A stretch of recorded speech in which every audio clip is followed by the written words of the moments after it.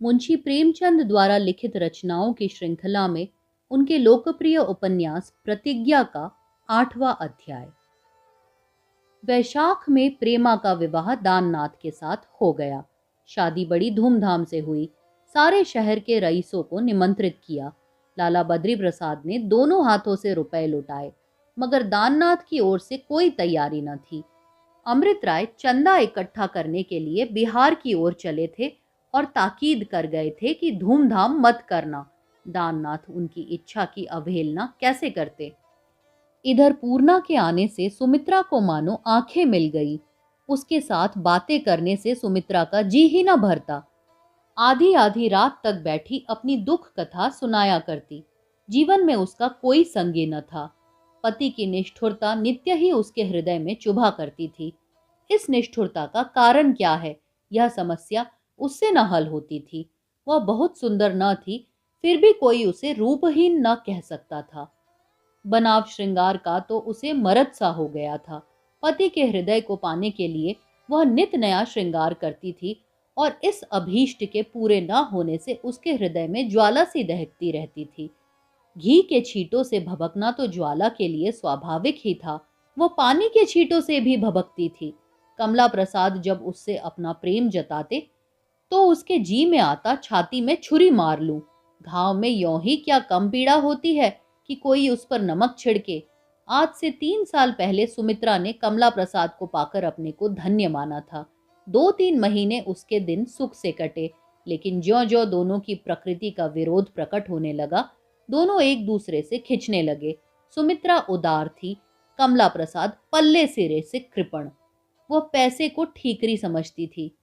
कमला प्रसाद कौड़ियों को दांत से पकड़ता था।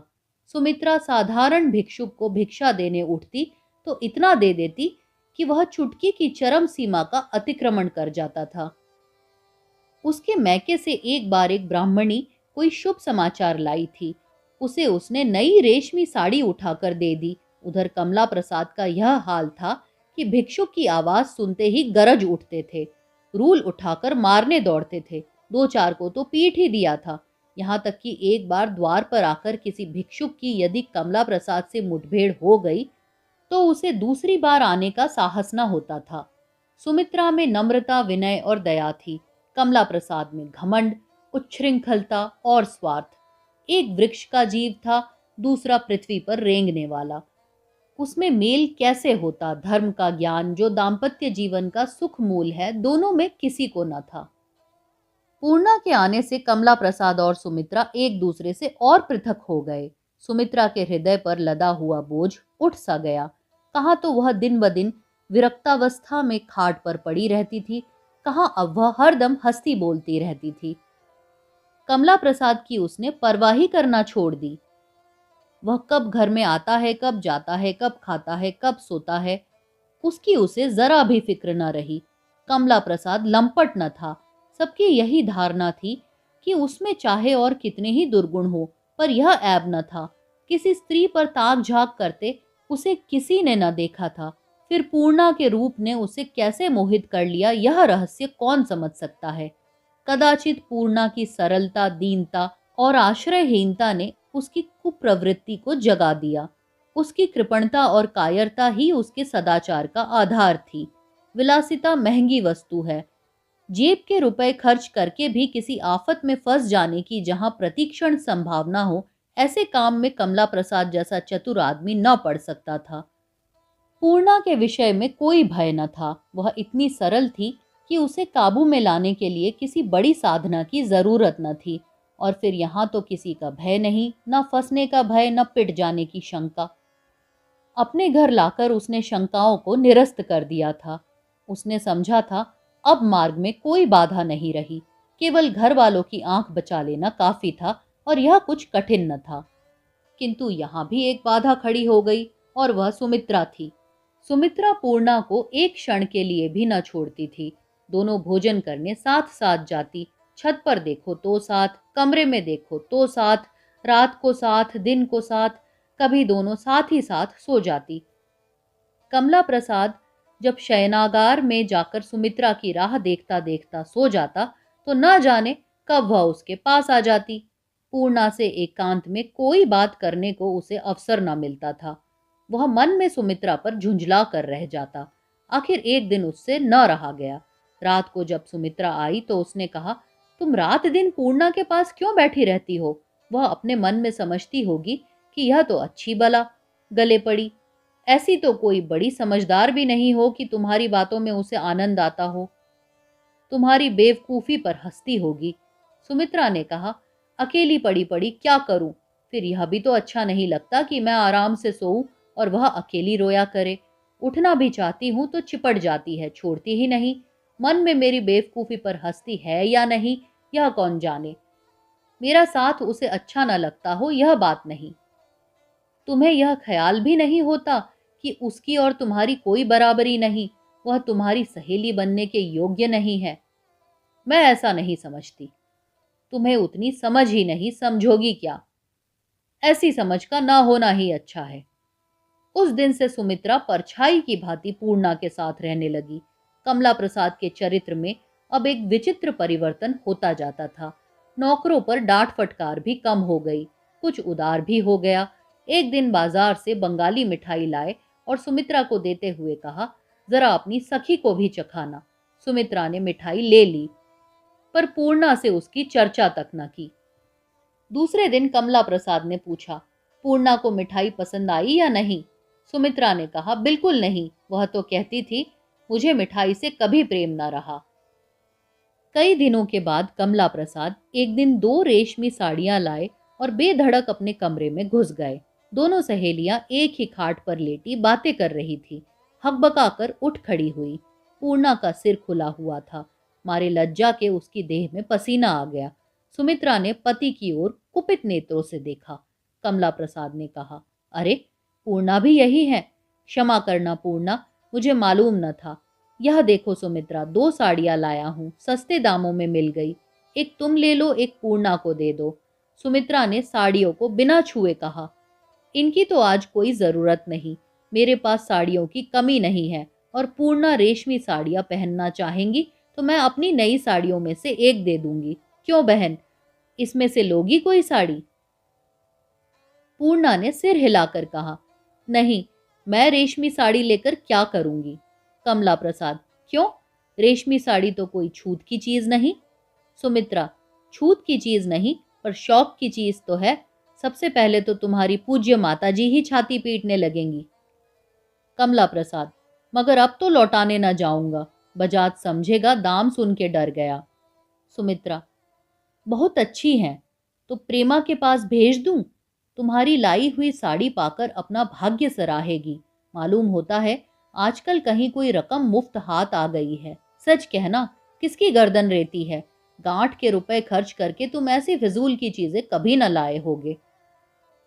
कमला प्रसाद ने आग्नेय दृष्टि से सुमित्रा की ओर देखकर कहा, तुम्हारे बाप की तिजोरी तोड़ी है और भला कहाँ डाका मारने जाता? सुमित्रा, मांगते तो वह यों ही दे देते, तिजोरी तोड़ने की नौबत ना आती, मगर स्वभाव का क्या करो। कमला प्रसाद ने पूर्णा की ओर मुंह करके कहा, सुनती हो पूर्णा इनकी बात? पति से बातें करने का यही ढंग है। तुम भी इन्हें नहीं समझाती। और कुछ नहीं तो आदमी सीधे मुंह बात तो करे। जब से तुम आई हो मिजाज और भी आसमान पर चढ़ गया है। पूर्णा को सुमित्रा की कठोरता बुरी मालूम हो रही थी। एकांत में कमला प्रसाद सुमित्रा को जलाते हो, पर इस समय तो सुमित्रा ही उन्हें जला रही थी। उसे भय हुआ कि कहीं कमला प्रसाद मुझसे नाराज हो गए तो मुझे इस घर से निकलना पड़ेगा। कमला प्रसाद को अप्रसन्न करके यहाँ एक दिन भी निबाह नहीं हो सकता, यह वह जानती थी।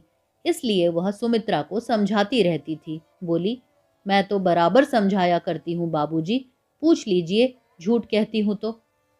सुमित्रा ने तीव्र स्वर में कहा, इनके आने से मेरा मिजाज क्यों आसमान पर चढ़ गया, जरा यह भी बता दो। मुझे तो इन्होंने राज सिंहासन पर नहीं बैठा दिया। हाँ, तब अकेली पड़ी रहती थी, अब घड़ी दो घड़ी इनके साथ बैठ लेती हूँ, तो क्या तुमसे इतना भी नहीं देखा जाता? कमला प्रसाद, तुम व्यर्थ बात को बढ़ाती हो सुमित्रा। मैं यह कब कहता हूं कि तुम इनके साथ उठना बैठना छोड़ दो? मैंने तो ऐसी कोई बात नहीं कही। सुमित्रा, और यह कहने का आशय ही क्या है कि जब से यह आई है तुम्हारा मिजाज आसमान पर चढ़ गया है? कमला प्रसाद, कुछ झूठ कह रहा हूँ? पूर्णा खुद देख रही है। तुम्हें उसके सत्संग से कुछ शिक्षा ग्रहण करनी चाहिए थी। इन्हें यहाँ लाने का मेरा एक उद्देश्य यह भी था, मगर तुम्हारे ऊपर इनकी सोहबत का उल्टा ही असर हुआ। यह बेचारी समझाती होगी, मगर तुम क्यों मानने लगी? जब तुम मुझी को नहीं गिनती तो वह बेचारी किस गिनती की है? भगवान सब दुख दे पर बुरे का संग ना दे। तुम इनमें से एक साड़ी रख लो पूर्णा, दूसरी मैं प्रेमा के पास भेज देता हूँ। सुमित्रा ने दोनों साड़ियों को उठाकर द्वार की ओर फेंक दिया। दोनों कागज में तह की हुई रखी थी। आंगन में जा गिरी। महरी उसी समय आंगन धो रही थी। जब तक वह दौड़कर साड़ियां उठाए, कागज भीग गया और साड़ियों में धब्बे लग गए। पूर्णा ने तिरस्कार के स्वर में कहा, यह तुमने क्या किया बहन? देखो तो साड़ियां खराब हो गईं। कमला प्रसाद, इनकी करतूतें देखती जाओ। इस पर मैं ही बुरा हूं, मुझ में ही जमाने भर के दोष हैं। सुमित्रा, तो ले क्यों नहीं जाते अपनी साड़ियां? कमला प्रसाद, मैं तुम्हें तो नहीं देता। सुमित्रा, पूर्णा भी ना लेंगी। कमला प्रसाद, तुम उनकी ओर से बोलने वाली कौन होती हो? तुमने अपना ठेका लिया है या जमाने भर का ठेका लिया है? बोलो पूर्णा, एक रख दूं ना? यह समझ लो कि तुमने इनकार कर दिया तो मुझे बड़ा दुख होगा। पूर्णा बड़े संकट में पड़ गई। अगर साड़ी लेती है तो सुमित्रा को बुरा लगता है, नहीं लेती तो कमला प्रसाद बुरा मानते हैं। सुमित्रा क्यों इतना दुराग्रह कर रही है? क्यों इतना जामे से बाहर हो रही है? यह भी अब उससे छिपा न रहा। दोनों पहलुओं पर विचार कर उसने सुमित्रा को प्रसन्न रखने ही का निश्चय किया। कमला प्रसाद रूठ कर उसको कोई हानि नहीं पहुंचा सकते। अधिक से अधिक उसे यहाँ से चला जाना पड़ेगा। सुमित्रा अप्रसन्न हो गई तो न जाने क्या गजब ढाए, न जाने उसके मन में कैसे कैसे कुत्सित भाव उठे। बोली, बाबूजी, रेशमी साड़ियां पहनने का मुझे निषेध है, लेकर क्या करूंगी? ऐसा ही है तो कोई मोटी झोटी धोती ला दीजिएगा। यह कहकर उसने कमला प्रसाद की ओर विवश नेत्रों से देखा। उनमें कितनी दीनता, कितनी क्षमा प्रार्थना भरी हुई थी। मानो वे कह रही थी, लेना तो चाहती हूं पर लूं कैसे? इन्हें आप देख ही रहे हैं, क्या घर से निकालने की इच्छा है? कमला प्रसाद ने कोई उत्तर नहीं दिया। साड़ियां चुपचाप से उठा ली और पैर पटकते हुए बाहर चले गए। 9वें अध्याय के लिए देखिए मेरा अगला वीडियो। नमस्कार।